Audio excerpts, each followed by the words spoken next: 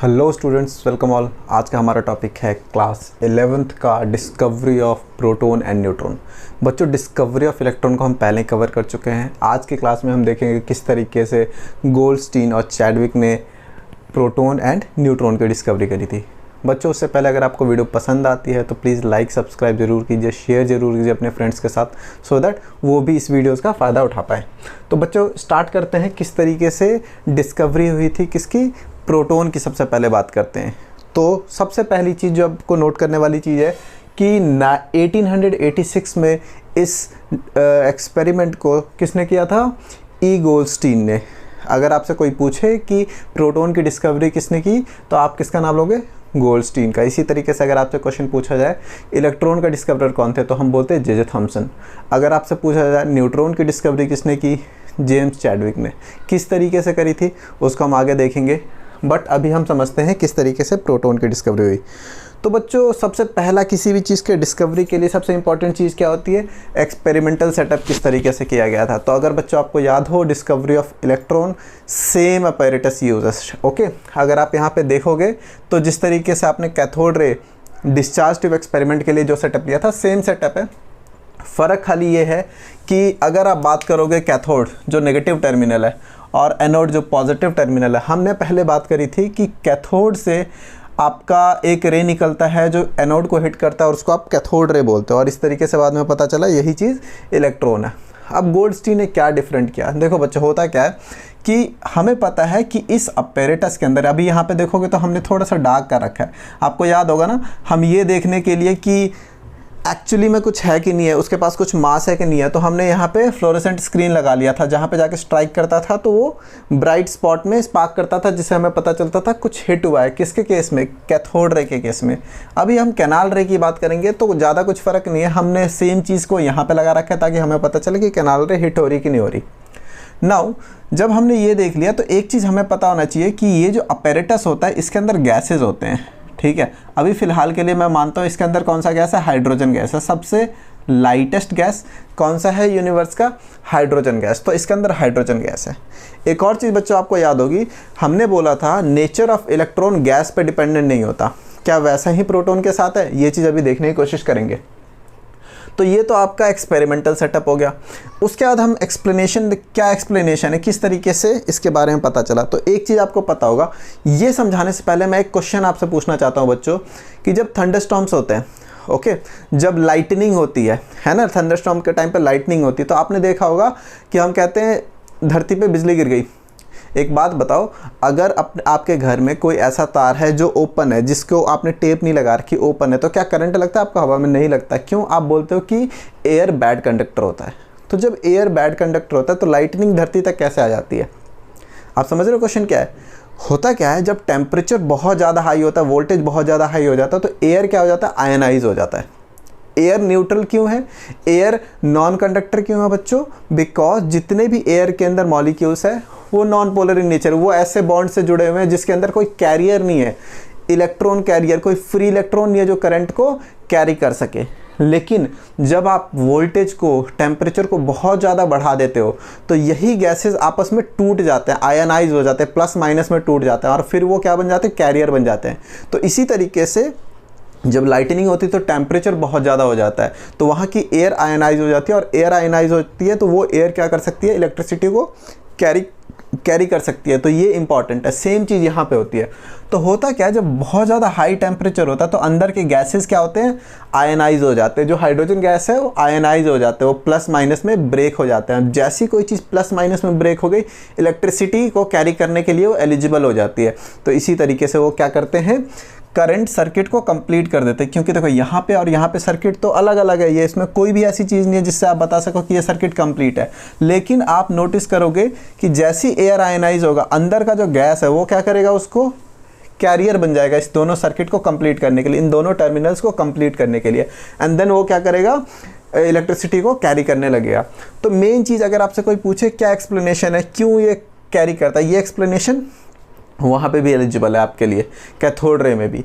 तो जैसी high voltage होता है, ये बहुत high extra high tension battery बोलते हो इसको, हाई वोल्टेज जैसे अप्लाई करते हो तो गैसेस आयनाइज हो जाते हैं। जैसे गैसेस आयनाइज हो जाते हैं तो वहाँ पे क्या होता है कि जो भी पॉजिटिव टर्मिनल पॉजिटिव चीज़ें होती है आयनाइज, वो मूव करना चालू करती है किस साइड को, कैथोड की साइड को। क्योंकि अंदर आपने क्या कर रखा है बच्चों, अंदर तो आपने यूनिफॉर्म इलेक्ट्रिक फील्ड अप्लाई कर रखा है। एक सिंपल जो बैटरी होगी वो क्या देगी, एक यूनिफॉर्म इलेक्ट्रिक फील्ड देगी। उसका एक पॉजिटिव टर्मिनल है, उसका एक नेगेटिव टर्मिनल है, दोनों टर्मिनल एक यूनिफॉर्म इलेक्ट्रिक फील्ड को जनरेट करेगी। और अगर यूनिफॉर्म इलेक्ट्रिक फील्ड में अगर कोई भी चीज़ पॉजिटिव होगा तो वो किधर अट्रैक्ट होगा, नेगेटिव की side.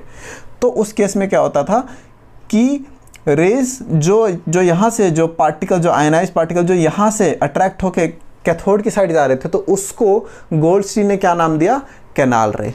Just opposite to cathode ray. Cathode ray कहाँ से कहाँ मूव करते हैं, यहाँ से यहाँ मूव करते हैं। कैनाल रे कहाँ से कहाँ मूव करेंगे, एनोड से कैथोड की साइड मूव करेंगे।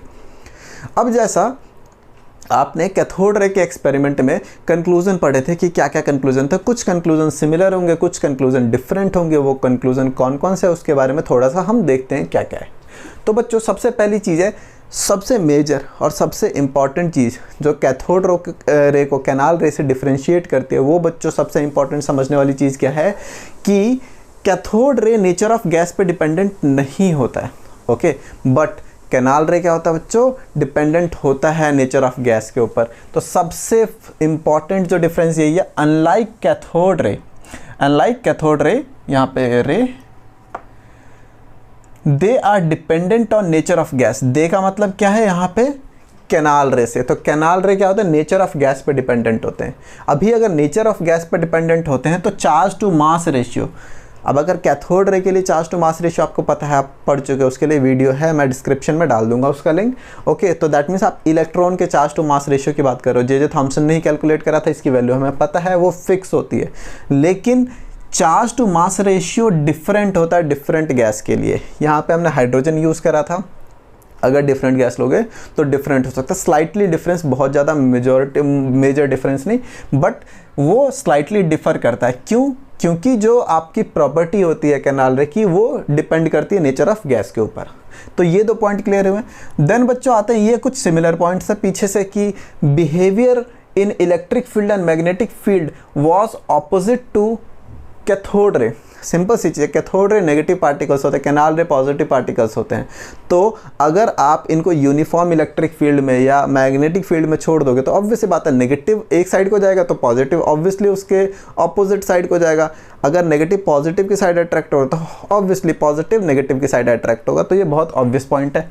एंड फोर्थ पॉइंट है कि in absence of electric magnetic field, चाहे कोई भी चार्ज पार्टिकल हो, अगर कोई इलेक्ट्रिक फील्ड या मैग्नेटिक फील्ड नहीं हो तो कैसे ट्रेवल करेगा, स्ट्रेट पाथ में ट्रेवल करेगा, क्योंकि उसको कुछ भी अट्रैक्ट करने वाला नहीं है। तो ये छोटा सा एक्सप्लेनेशन था कि किस तरीके से गोल्डस्टीन ने कैनाल रे की डिस्कवरी करी। बच्चों एनसीईआरटी पॉइंट ऑफ व्यू से ये मोर देन सफिशिएंट है। आपको अगर इतना पता है तो आप पेपर में आए हुए क्वेश्चन का आंसर कर सकते हो। अभी जब वीडियो स्टार्ट हुआ था तो हमने बात करी थी, हम इसी वीडियो में डिस्कवरी ऑफ प्रोटॉन के साथ साथ डिस्कवरी ऑफ न्यूट्रॉन की भी बात करेंगे। तो ये किसकी डिस्कवरी हो गई बच्चों, ये डिस्कवरी हो गई प्रोटॉन की। अब हम आते हैं न्यूट्रॉन की डिस्कवरी पे। बहुत सिंपल है न्यूट्रॉन की भी डिस्कवरी, लेकिन हाँ आपको पता होना चाहिए। देखो सबसे पहले अगर आपसे पूछा जाए किसने करी, तो जेम्स चैडविक ने। किस चीज़ की डिस्कवरी, न्यूट्रॉन की डिस्कवरी। हम इलेक्ट्रॉन की डिस्कवरी पढ़ चुके हैं बच्चों, हम प्रोटॉन की डिस्कवरी पढ़ चुके हैं, न्यूट्रॉन की डिस्कवरी। ई नेगेटिव का मतलब हो गया नेगेटिव चार्ज होता है, पॉजिटिव का मतलब पॉजिटिव चार्ज होता है, और जीरो का मतलब कोई भी चार्ज नहीं होता उसके ऊपर। ठीक है बच्चों। अब जेम्स चैडविक साहब ने किया क्या, ये देखते हैं। देखो इनके पास बेरिलियम, इन्होंने क्या कह रहा है, बेरिलियम लिया। अगर बेरिलियम का एटॉमिक नंबर बच्चों आपसे पूछा जाए तो क्या होगा, hydrogen helium lithium beryllium 4, atomic number 4 है, मास नंबर इसका होता है 9। ओके, उन्होंने क्या करा, इसकी बम्बार्डमेंट करी अल्फा पार्टिकल के साथ। अल्फा पार्टिकल बच्चों हमेशा याद रखना, अल्फा पार्टिकल क्या होता है, हीलियम के न्यूक्लियस को बोलते हो। ठीक है, उन्होंने क्या करा, अल्फा पार्टिकल के साथ इसकी बम्बार्डमेंट करी। तो इसको उन्होंने हीलियम के साथ बम्बार्डमेंट करा। अब अगर हीलियम के साथ किसी चीज़ को बम्बार्ड करोगे, ओके, हीलियम का मास कितना होगा बच्चों, 4। ओके, अगर कोई आपसे पूछे कि हीलियम अल्फा पार्टिकल क्या होता है, हीलियम का न्यूक्लियस, वो होता है He2+। न्यूक्लियस खाली बच गया तो दोनों इलेक्ट्रॉन हटा दोगे। तो ये तो हो गया अल्फा पार्टिकल, इसको रखते हैं साइड में। उन्होंने क्या करा, जेम्स चैडविक ने बेरिलियम को बम्बार्डमेंट कराई किसके साथ, हीलियम के साथ। हीलियम क्या है आपका, मास एटॉमिक नंबर 2 हो गया, मास नंबर 4 हो गया। अब ध्यान से देखो, जब न्यूक्लियस फ्यूज हो जाएगा दोनों का तो 4 + 2 6 किसका एटॉमिक नंबर होता है, कार्बन का। तो उन्होंने देखा जो प्रोडक्ट बना उसमें कार्बन है बट उसका मास 12 था। ओके, जो नॉर्मल C12 कार्बन आइसोटोप आप बात करते हो वो था। अब क्वेश्चन है कि कंजर्वेशन ऑफ मास को तो फॉलो करना चाहिए इसको। कंजर्वेशन ऑफ मास के अकॉर्डिंग 4 और 9 और 4 13, आपके पास रिएक्टेंट की साइड को आपको इनिशियली आपके पास मास 13 यूनिट्स थी, प्रोडक्ट में आपके पास क्या हो रहा है 12 यूनिट ही मास आ रही है। तो उन्होंने कहा एक ऐसी चीज़ निकली है जिसका मास तो 1 है बट चार्ज क्या है, 0 है। मास तो 1 है, चार्ज 0 है, और इसी चीज़ का जो नाम उन्होंने दिया, उन्होंने क्या बोला, ये न्यूट्रॉन है। ठीक है, न्यूट्रॉन स्लाइटली हैवी होता है देन प्रोटॉन, इक्विवेलेंट होते हैं मास। लेकिन अगर फिर भी आपसे कोई क्वेश्चन पूछे कि कौन ज़्यादा भारी होता है, टू वेरी प्रिसाइज बताओ कौन ज़्यादा भारी होता है, तो आपका आंसर होगा कि आपका न्यूट्रॉन थोड़ा सा स्लाइटली भारी होता है। ठीक है, ओके। तो ये चीज़ आई होप आपको समझ आई होगी। बच्चों अगर आपसे चार्ज के बारे में कोई पूछे, ये कवर कर लिया हमने कि जेम्स चैडविक ने किस तरीके से न्यूट्रॉन की डिस्कवरी की थी। अब थोड़ा सा बस इसमें एक और चीज़ मैं बता देता हूँ कि अगर आपसे चार्ज की बात करते हैं तो आपको पता है न्यूट्रॉन पे 0 चार्ज है, इलेक्ट्रॉन पे बच्चों कितना, -1.6 × 10⁻−19 कूलम। अगर आप प्रोटॉन की बात करते हो तो यही चीज़ प्लस में हो जाती है, 1.6 × 10⁻−19 कूलम। तो एक ना रिलेटिव चार्ज भी होता है। रिलेटिव चार्ज का मतलब होता है आप अगर मैं इससे सबको डिवाइड कर दूँ, ठीक है, तो रिलेटिव चार्ज आपस में इनको देखा जाए तो -1 इस पे होता है, +1 इस पे होता है और 0 इस पे होता है। तो कोई बोले रिलेटिव चार्ज बताओ तो कंफ्यूज मत हो जाना, सिंपल है रिलेटिव चार्ज पे। ओके, तो इलेक्ट्रॉन की डिस्कवरी जे थॉमसन, प्रोटॉन की डिस्कवरी गोल्डस्टीन एंड न्यूट्रॉन की डिस्कवरी जेम्स चैडविक ने की। आई होप आपको बच्चों समझ आएगा, बहुत इजी टॉपिक था। अगर आपको वीडियो पसंद आई है लाइक सब्सक्राइब शेयर जरूर कीजिए। Thanks for watching this video, bye bye.